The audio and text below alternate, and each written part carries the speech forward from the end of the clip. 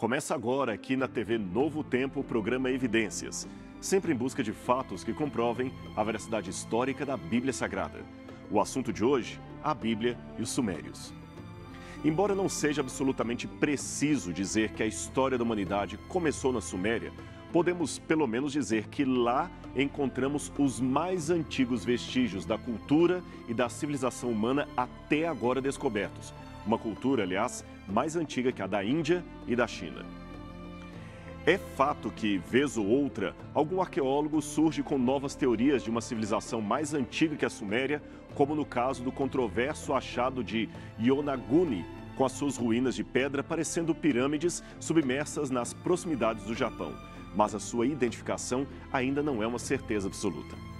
Portanto, até que novos achados mudem realmente o rumo das opiniões, podemos continuar com a afirmação de que a Suméria é o berço da civilização humana. A Suméria, portanto, foi uma antiga civilização, e o nome é dado a esta antiga ou histórica região habitada por pelo menos milhares e milhares de anos atrás. Ela estava no sul da Mesopotâmia durante a Idade do Cobre ou período Calcolítico, e também a Idade do Bronze Inicial, nomes que os arqueólogos dão a esse período da história.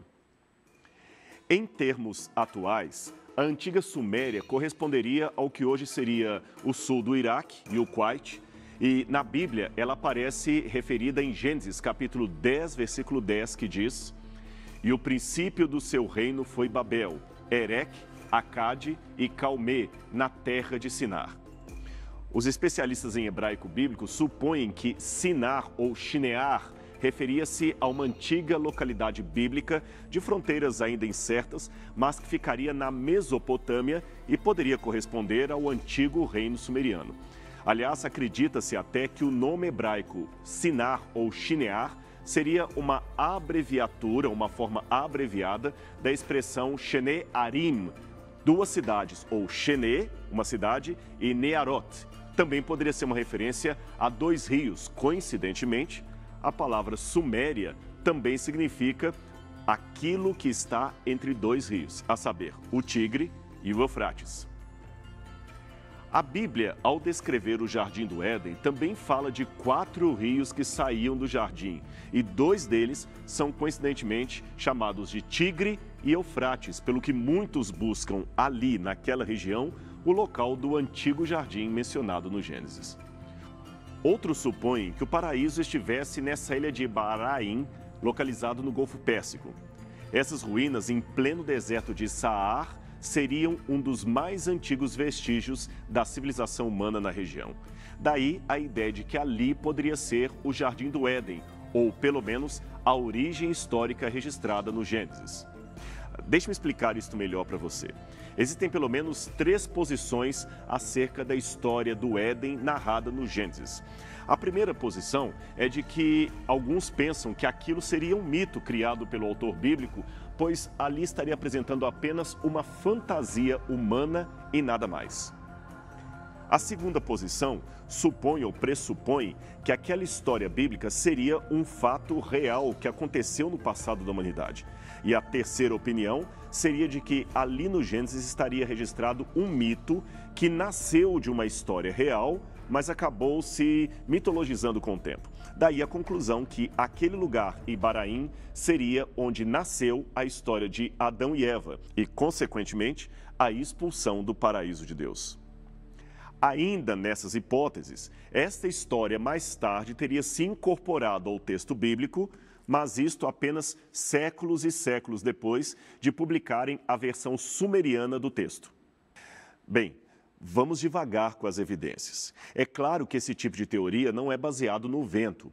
Há indícios que permitem esse tipo de reconstrução hipotética do texto, porém, é igualmente possível, se não superior, reconstruir os dados com outra hipótese de trabalho. E qual seria essa hipótese?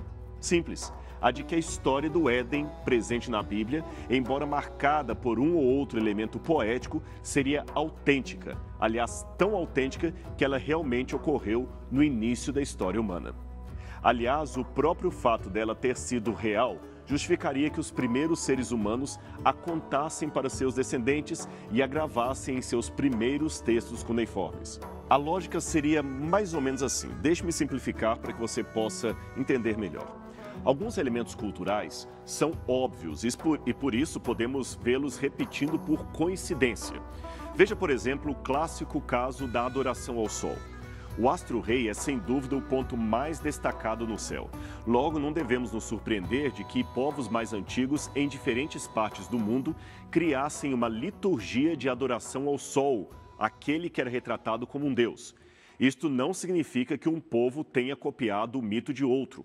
Eles apenas seguiram uma tendência natural para quem já dispunha de uma predisposição politeísta ou animista. Era o histórico culturalismo que ficava buscando semelhanças entre diferentes culturas a fim de encontrar um elo de ligação evolucionista entre elas. Mas essa teoria, assinada pelas famosas obras de James Frazer, está hoje bastante questionada na academia. Por outro lado, porém, não vamos exagerar no argumento. Existem alguns elementos culturais muito próximos um do outro, cuja proximidade é explicada mais por uma origem comum do que pela dependência cultural de uma pela outra. Esta parece ser a situação da tradição adâmica. Mesmo quem advoga a evolução das espécies, acredita que houve um ancestral comum que gerou toda a raça humana. Em 1987, um estudo liderado pela doutora Rebecca Cann fez uma importante pesquisa sobre o DNA mitocondrial que é repassado de uma geração para outra pela parte feminina e não pela parte masculina. Ela e a sua equipe selecionaram 147 pessoas de todo o mundo e descobriram que estas pessoas, que não tinham ligação sanguínea nenhuma umas com as outras, tinham o mesmo DNA mitocondrial. Isso significa que todos eles vieram de uma mesma mulher. Esse artigo ficou conhecido como a Eva mitocondrial. Veja, apesar do sugestivo nome de Eva, essa descoberta não prova necessariamente o criacionismo bíblico, mas aponta para algo comum com o texto do Gênesis. Ou seja, todos nós, seres humanos, descendemos de uma mesma mulher. No entanto, para os evolucionistas, a Eva mitocondrial teria vivido entre 100 a 200 mil anos na África. Foi dali que os seus descendentes partiram para colonizar o mundo. Ademais, eles não acreditam que a Eva mitocondrial fosse a única mulher na face da Terra naquele momento. Ela teria coexistido com outras mulheres, porém, ela teria sido a única que conseguiu reproduzir ou produzir uma linhagem direta de descendentes desde o seu tempo até o presente momento. A diferença é que a Eva da Bíblia teria vivido há bem menos tempo e não teria evoluído a partir de formas primitivas. Aliás, isto é realmente muito interessante. Um workshop sobre o DNA mitocondrial humano, realizado em Washington em 1997 e publicado posteriormente na revista Science, apresentou, preste atenção nisto, estudos genéticos que fizeram uma análise diferente do DNA mitocondrial, calibrando os relógios moleculares, e descobriram que a Eva mitocondrial deveria ter vivido há 6.000 ou 6.500 anos atrás. Isto porque, baseando-se no DNA de um antigo czar russo, os investigadores descobriram que talvez o DNA mitocondrial sofra mutações 20 vezes mais rápido do que se pensava. Assim, estudos anteriores indicavam que uma mutação a cada 600 gerações ocorria, ou seja, uma a cada 12.000 anos. No entanto, as novas análises encontraram uma mutação a cada 40 gerações, ou seja, uma a cada 800 anos. Portanto, vamos esperar novos resultados desta e de outras perguntas e de outras pesquisas e ver o que eles nos apresentam. E então, como você pode ver, trabalhar com a hipótese da historicidade de Eva não é uma coisa absolutamente absurda do ponto de vista intelectual.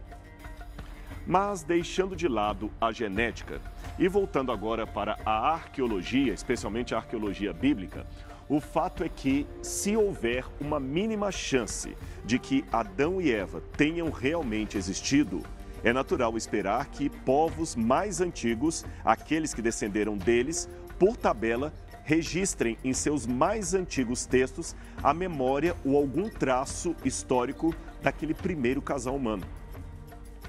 Seria esta a história que nós encontraríamos no primórdio da humanidade. E a pergunta é, esta história seria compatível com o relato bíblico? Considerando, porém, que um dilúvio devastador cobriria todo o planeta, modificando a sua paisagem, seria impossível descobrir arqueologicamente a localização ou qualquer vestígio exato do local original do Jardim do Éden.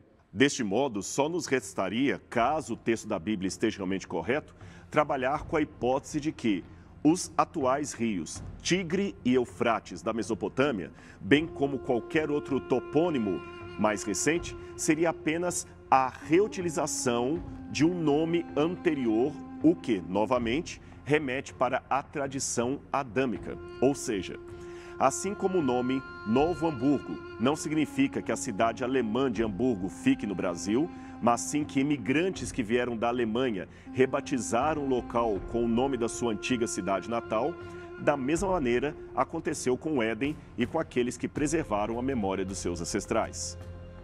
Do mesmo modo, aqueles que sobreviveram ao dilúvio, então rebatizaram os novos assentamentos da Mesopotâmia com os mesmos nomes e as histórias que eles ouviram dos seus ancestrais. Veja, se o Gênesis estiver realmente contando uma história verdadeira, os 4 primeiros episódios descritos no livro deveriam, eventualmente, estar presentes na memória daqueles primeiros ancestrais da humanidade, tanto por causa da sua gravidade, eles foram eventos realmente universais e traumáticos, como também por causa do seu significado. A entrada da morte, a expulsão do paraíso de Deus, o primeiro assassinato entre irmãos na história da humanidade, o dilúvio com a destruição de todo o mundo conhecido e, finalmente, a confusão de línguas que havia registrado na Torre de Babel são todos eventos mundiais e, portanto, deveriam estar presentes na tradição do povo. Agora, o curioso é que quando examinamos os textos sumerianos, os textos assírios, os textos babilônicos, como eu disse, os mais antigos e os primeiros textos produzidos pela humanidade, encontramos incríveis semelhanças entre o seu conteúdo e o relato bíblico. Mas é claro que também há diferenças, o que é normal, considerando questões de linguagem, contexto e o processo natural de culturas transmitidas que sempre se modificam ao longo do caminho, conservando, é claro, apenas os elementos originais ou centrais da primeira história. Entre as semelhanças, menciona-se que os ancestrais da humanidade viviam no paraíso de Dilmun. E segundo os textos sumerianos, Dilmun era um jardim semelhante ao Éden, colocado pelos deuses na banda do Oriente. Ali não havia morte, dor, envelhecimento, nem doença, todos andavam na inocência. Mas os ancestrais perderam o direito de continuar morando nesse paraíso. Os textos sumerianos, os textos cuneiformes, continuam contando a história desse paraíso em Dilmun. E lá diz que as águas provinham de uma fonte divina que um dos ancestrais, aqueles que habitavam aquele lugar, acabou perdendo porque ele foi amaldiçoado por comer uma fruta ou o fruto de uma árvore proibida.